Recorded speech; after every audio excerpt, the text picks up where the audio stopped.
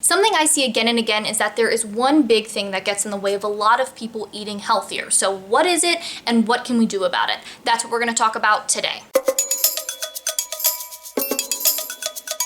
So there can be a lot of different barriers that get in the way of people eating healthier. Access to certain foods, income, cooking skills, and all kinds of other things. But there's one thing that I see in our broader culture that gets in the way for a lot of people, and that is thinking that healthy food doesn't taste good. Now, if you're thinking, I don't think it doesn't taste good, I know it doesn't taste good, don't click off the video, stay right here with me because we're gonna talk about this and I think what I have to say could really, really help you. But before we get into everything, one, I do wanna acknowledge that I'm not in my normal filming location, so if you're a regular around here, you can probably tell this is not where I normally film my videos, but I'm on vacation right now at the beach and I still needed to get some videos filmed for you, so I'm doing them here, so that's what's happening. And also if you hear any other sounds, you know, there's other people in the house moving around doing things, so I just want to put that out there. And also, if you happen to be new here, I wanted to introduce myself. My name is Sarah and I'm a registered dietitian, and this channel is all about food and nutrition stuff, so if you're into that sort of thing, then make sure that you subscribe. Okay, so let's talk about this whole issue of thinking that healthy food doesn't taste good. So I see this idea come up again and again that healthy food doesn't taste good in my experience as a dietitian, working with people one-on-one, working with people in groups, going to events and chatting with people, and also just in my personal experience as a regular person interacting with people in my personal life. But something else I see all the time is that once people try the food that I'm offering them, they're surprised that they actually like it. And this is also something that happens when people are coming over to my house to eat for the first time and they've never really eaten food that I've prepared. I can sense this kind of caution that they have. I don't know what people think I eat. I guess dirt and twigs or something, but I call this the dietitian effect. I mean, I think it's something that happens with healthy food in general, but especially when it's coming from me because I'm a dietitian, people kind of get all mixed up in their brain and they get concerned and worried about what the food is going to be like because I'm a dietitian and because dietitians give people healthy food, right? And healthy food equals food that tastes gross. That's what a lot of people think. And you know, when I'm out at events giving people food samples and things, a lot of times people refuse the food that I'm offering them, even if it's a small sample just for a taste, because they have this preconceived notion that they're not going to like it. And so those people totally miss out on the food that I'm trying to give them. And then there will be some other people that with a little bit of coaxing and encouragement will go ahead and try the food. And a lot of times what happens is they'll eat it and they're like, oh wow, that wasn't so bad, or oh my goodness, I actually like this. Now imagine if people approached all food this way. Say I had some sort of ice cream stand and every person who came up to me was like, I don't know, what's in that? Or it looks kind of weird, why is it that brown color? Or whatever, okay, I guess I'll try it.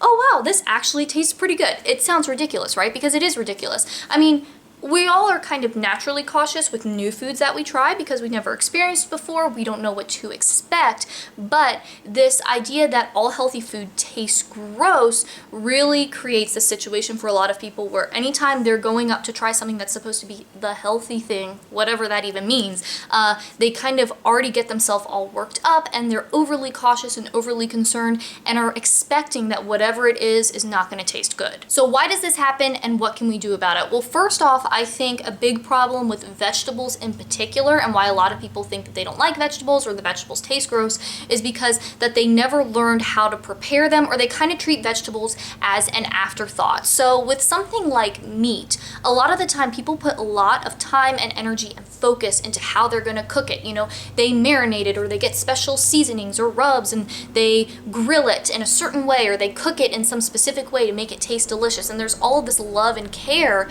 that goes into that food. But then when it comes to the vegetable, they kind of forget about it. Maybe they just steam something or they throw something in the microwave real quick, put a little salt and pepper on it, and then they're like, oh, this doesn't taste very good. Well, the reason is because you didn't really pay any attention to it. Imagine if you took that steak or whatever, and instead of marinating it and giving it all this love and attention and cooking it perfectly, you just threw it in a pot of boiling water or just like nuked it in the microwave for a few minutes. That wouldn't taste very good either, and it's not because the food doesn't taste good on its own, it's just because you didn't give it that love and care and attention to really bring out and add in flavor. So when you're cooking your vegetables, Pay attention to them. Don't just treat them as like some afterthought, something you just have to throw in there. Really consider what you're gonna do and add things like herbs and spices and different acids and other flavorings. Think about how you're going to cook that vegetable.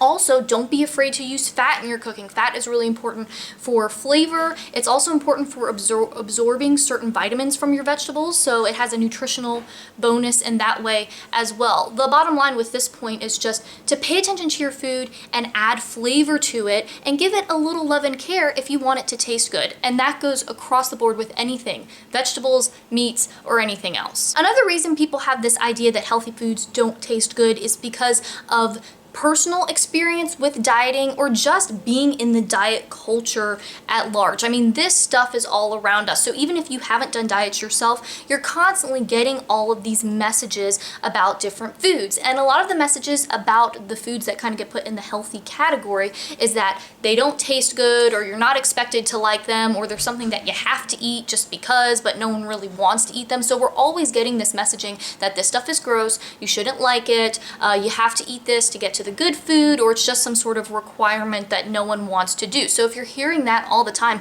this is gross, this is gross, this is gross, or you have to eat this, you have to eat this, you have to eat this, but you're not gonna like it, then it makes sense that you would be apprehensive around those foods and have this preconceived notion that they're all disgusting. And if you have had personal experience with dieting, especially long-term dieting or going on lots of different diets, then you can have an added layer to this. Maybe you had to eat mounds and mounds and mounds of a certain food because it was kind of the food on the diet, whatever the diet was, that you had to eat a lot of, or the only thing you were allowed to eat, or something like that. Or maybe there was some food on the diet that you had to eat it even though you didn't really want it, it was just a required thing. Or certain foods that you eat on a diet, even if they don't have those specific negative experiences, they might just have a negative connotation because they were a part of that whole dieting experience, which also was a negative experience. You didn't enjoy it, so anything that kind of goes along with that, you also have this negative association with, and you just really can't enjoy it anymore. And if you're in this boat, then you're gonna have to tease that stuff apart, and it's gonna take some time and it might take some work,